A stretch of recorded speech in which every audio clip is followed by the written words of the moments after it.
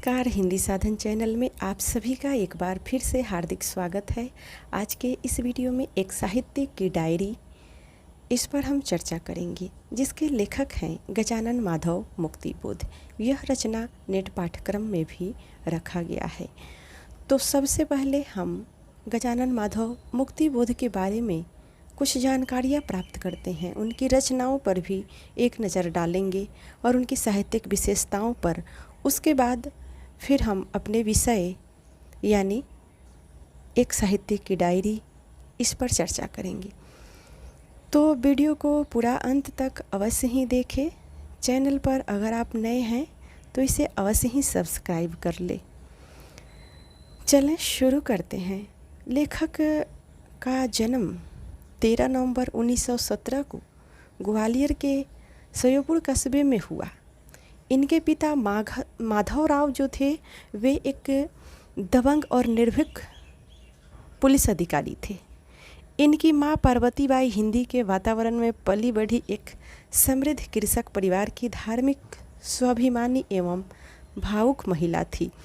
मुक्तिबोध पर माता पिता के स्वाभाविक और विशेषताओं का प्रभाव पड़ा। बाल्यकाल की अतिरिक्त देखभाल और प्राप्त महत्व ने इन्हें एक ओर तो हीन ग्रंथि से मुक्त रखा, दूसरी ओर इनका आत्माभिमान, गौरव तथा अपनापन जीवन की विषम परिस्थितियों में भी कायम रहा। पिता के पुलिस विभाग में होने के कारण मुक्तिबोध की प्रारंभिक शिक्षा अत्यंत अस्त व्यस्त ढंग से संपन्न हुई। पिता के बार बार तबादले से मुक्तिबोध का शिक्षा क्रम टूटता जुड़ता रहा और इसी टूटने जुड़ने के फल स्वरूप मुक्तिबोध को उज्जैन में दी गई मिडिल परीक्षा में असफलता का मुंह देखना पड़ा, जिसे सन 1943 में इन्होंने तार सप्तक के वक्तव्य में अपने जीवन की पहली महत्वपूर्ण घटना घोषित किया। सन 1939 में इन्होंने शांता जी से प्रेम विवाह किया। अब हम एक नज़र इनकी रचनाओं के बारे में डालते हैं। मुक्तिबोध तार सप्तक के पहले कवि थे। मनुष्य की अस्मिता, आत्मसंघर्ष और प्रखर राजनैतिक चेतना से समृद्ध उनकी पहली कविता तार सप्तक के माध्यम से सामने आई, लेकिन उनका कोई स्वतंत्र काव्य संग्रह उनके जीवन काल में प्रकाशित नहीं हो पाया। मृत्यु से पहले श्रीकांत वर्मा ने उनकी केवल एक साहित्य की डायरी प्रकाशित की थी, जिसका दूसरा संस्करण भारतीय ज्ञानपीठ से उनकी मृत्यु के 2 महीने बाद प्रकाशित हुआ। ज्ञानपीठ ने ही चांद का मुंह टेढ़ा है प्रकाशित किया था। इसी वर्ष 1964 में नागपुर के विश्व भारती प्रकाशन में मुक्तिबोध द्वारा 1963 में ही तैयार कर दिए गए निबंधों के संकलन नई कविता का आत्मसंघर्ष तथा नए निबंध को प्रकाशित किया। बाद के वर्षों में भारतीय ज्ञानपीठ से मुक्तिबोध के अन्य संकलन काठ का सपना तथा विपात्र, जो कि मुक्तिबोध का एक लघु उपन्यास है, इन्होंने एक ही उपन्यास की रचना की थी जिसका नाम था विपात्र, वो प्रकाशित हुआ। पहले कविता संकलन के 15 वर्ष बाद 1980 में उनकी कविताओं का दूसरा संकलन भूरी भूरी खाक धूल प्रकाशित हुआ और 1984 में राजकमल से पेपरबैक में 6 खंडों में मुक्तिबोध रचनावली प्रकाशित हुई। वह हिंदी के इधर के लेखकों की सबसे बड़ी तेज़ी से बिकने वाली रचनावली मानी जाती थी। कविता के साथ साथ कविता विषयक चिंतन और आलोचना पद्धति को विकसित और समृद्ध करने में भी मुक्तिबोध का योगदान काफ़ी रहा। अब इनकी साहित्यिक विशेषताओं पर अगर बात करें तो तार सप्तक के प्रकाशन काल तक छायावादी काव्य आंदोलन समाप्त प्रायः हो चला था। प्रगतिवादी एक प्रभावशाली साहित्य आंदोलन के रूप में महत्वपूर्ण होता जा रहा था। मुक्तिबोध इसी कालखंड के महत्वपूर्ण कवि हैं। मुक्तिबोध की काव्य संवेदना में 2 प्रकार की प्रतिक्रियाएं प्रलक्षित होती है।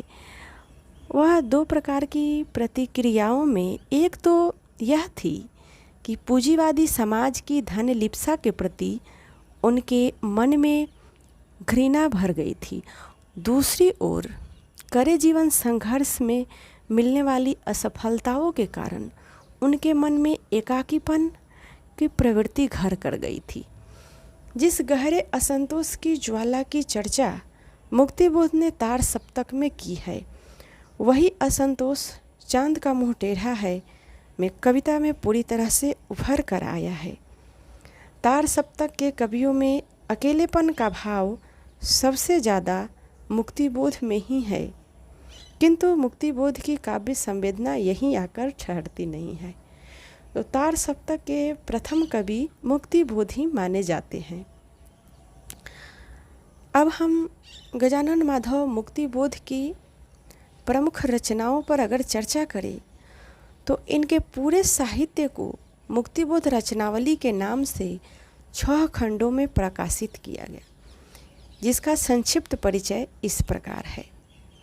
इनका कविता संग्रह है चांद का मुंह टेढ़ा, तार सप्तक, समीक्षा, कमायनी एक पुनः विचार, एक साहित्यिक की डायरी, भारत इतिहास और संस्कृति, नए साहित्य का सौंदर्य शास्त्र।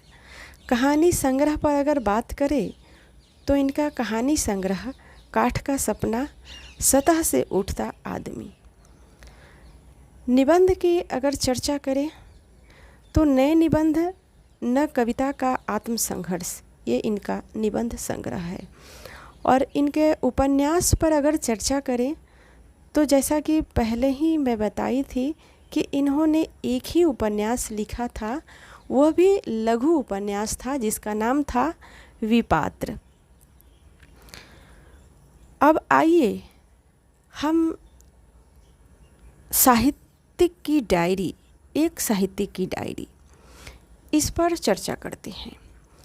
एक साहित्य की डायरी के साहित्य रूप पर मतभेद है। इसमें डायरी और साहित्य दोनों नाम के आने से मतभेद उत्पन्न हो जाता है।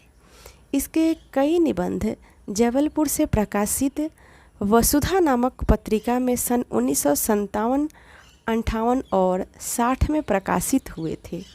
डायरी शब्द से यह भाव उत्पन्न है कि मुक्तिबोध की ये डायरियाँ भी महत्वपूर्ण स्थान रखती थी। हकीकत यह है कि श्रीकांत वर्मा ने एक साहित्यिक की डायरी की भूमिका में लिखा है। एक साहित्यिक की डायरी के अंतर्गत समय समय पर मुक्तिबोध को अनेक प्रश्नों पर विचार करने की छूट न केवल संपादन की ओर से बल्कि स्वयं अपनी ओर से भी होती थी। वसुधा से पहले नागपुर से नया खून साप्ताहिक में वह एक साहित्यिक की डायरी स्तंभ के अंतर्यान सभी अर्ध साहित्य और सभी गैर साहित्यिक विषयों पर छोटी छोटी टिप्पणियाँ लिखा करते थे, जो एक अलग संकलन के रूप में प्रकाशन के लिए प्रस्तावित है। मुक्तिबोध की डायरी उस सत्य की खोज है जिसके आलोक में कवि अपने अनुभव को सार्वभौमिक अर्थ दे सका है। वस्तुतः यह डायरी 13 निबंधों का संकलन है। यह मुक्तिबोध के साहित्य अंतरंग की संवेदनशीलता का परिचय देती है। तीसरा छंद, एक लंबी कविता का अंत, कलाकार की व्यक्तिगत ईमानदारी, हाशिए पर कुछ नोट्स और डबरे का सूरज आदि इनके महत्वपूर्ण निबंध है। तीसरा छंद निबंध में मुक्तिबोध कला के 3 वर्ग स्वीकारते हैं। कला का पहला छंद है जीवन का उत्कट तीव्र अनुभव छंद। दूसरा छंद है इस अनुभव का अपने कसकते दुखते हुए मूल्यों से पृथक हो जाना और एक ऐसी फैंटेसी का रूप धारण कर लेना मानो वह फैंटेसी आँखों के सामने ही खड़ी हो। तीसरा और अंतिम क्षण है कि इस फैंटेसी के शब्दबद्ध होने की प्रक्रिया, आरंभ और उस प्रक्रिया की परिपूर्ण अवस्था तक ही गतिमता डॉक्टर नामवर सिंह इसे उत्तर सती की जटिल जीवन प्रक्रिया का जीवंत दस्तावेज मानते हैं। एक साहित्य की डायरी साहित्य युगीन विषमता और सामाजिक विषमताओं पर अत्यंत अनिवार्य मान्यताओं का प्रतिपादन करती है। तो अब इस जो साहित्य की डायरी निबंध विधा में लिखा है, तो प्रश्न बनते हैं इस प्रकार कि मुक्तिबोध का एक साहित्य की डायरी किस विधा में लिखा गया है।